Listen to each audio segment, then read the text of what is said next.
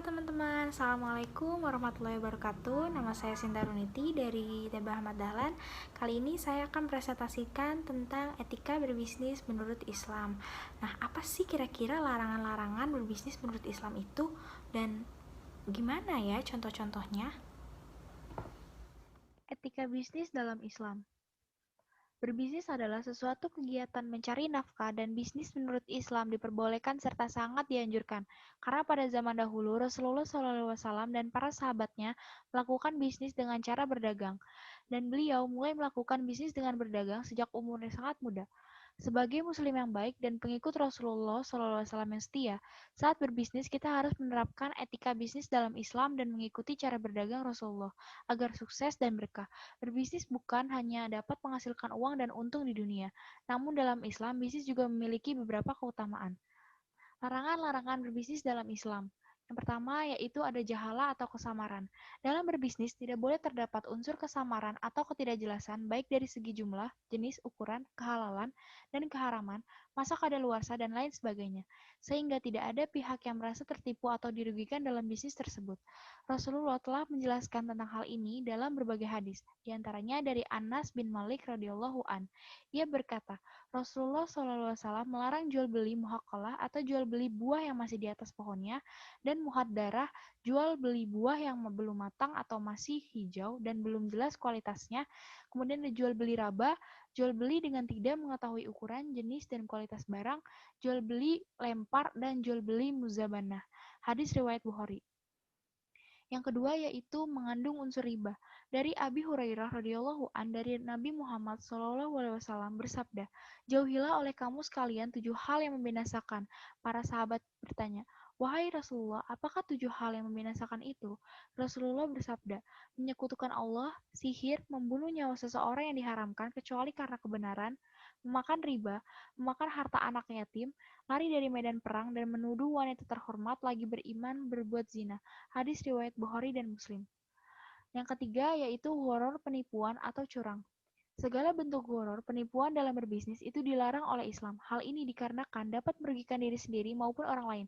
Dalam hadis disebutkan dari Abu Hurairah radhiyallahu an berkata, Rasulullah SAW melarang jual beli dengan lempar kerikil dan jual beli goror atau spekulasi. Hadis riwayat Muslim. Contoh bisnis dalam Islam. Yang pertama ada berdagang atau jual beli, yang kedua ada bisnis online. Berdagang atau jual beli. Jual beli merupakan sesuatu yang diperbolehkan dalam Islam. Dalam sebuah riwayat Allah Subhanahu wa taala berfirman, Allah telah menghalalkan jual beli. Quran surat 2 ayat 275. Dalam sebuah riwayat disebutkan bahwa Rasulullah pernah menyatakan bahwa 9 dari 10 pintu rezeki adalah melalui pintu berdagang. Ini artinya aktivitas dagang sangat dianjurkan dalam ajaran Islam.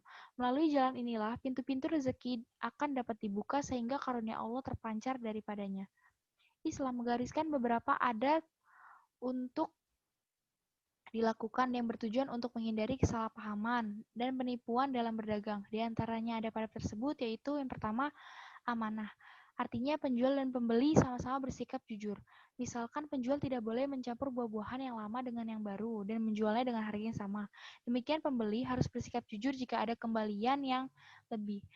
Yang kedua yaitu ihsan. Yang dimaksud ihsan adalah menjalankan perdagangan dengan mempertimbangkan aspek kemaslahatan dan keberkahan dari Allah Subhanahu wa taala, selain mendapat keuntungan. Yang ketiga yaitu tekun. Perdagangan hendaklah dilakukan dengan tekun dan bersungguh-sungguh agar berkembang dengan maju. Menjauhi perkara yang haram. Penjual hendaklah menjauhi perkara yang haram selama menjalankan perniagaan.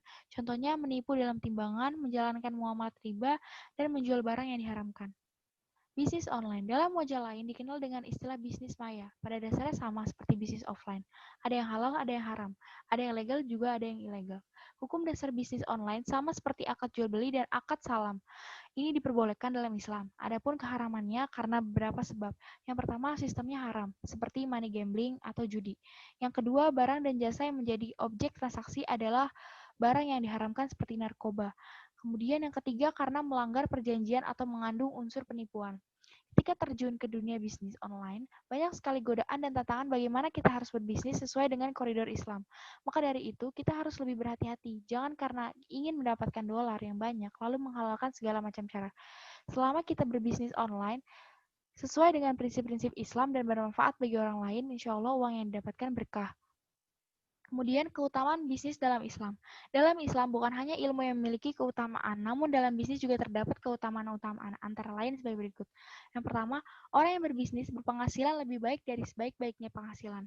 Dalam sebuah riwayat dari Muaz bin Jamal radhiyallahu an, ia berkata, Rasulullah bersabda, sesungguhnya sebaik-baiknya penghasilan para pedagang yang mana apabila berbicara tidak bohong, apabila diberi amanah dan tidak hianat, apabila berjanji tidak mengingkarinya, apabila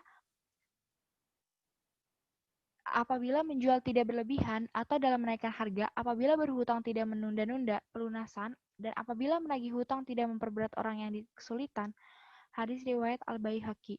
Maksud dari hadis tersebut adalah orang yang berdagang dengan jujur, tidak curang, tidak menzalimi atau mencurangi orang lain dalam berdagang, maka ia adalah orang yang berpenghasilan paling baik di antara penghasilan lainnya.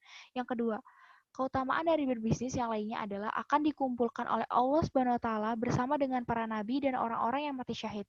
Namun hal tersebut apabila dia berlaku jujur dalam bisnis seperti yang terdapat dalam hadis berikut.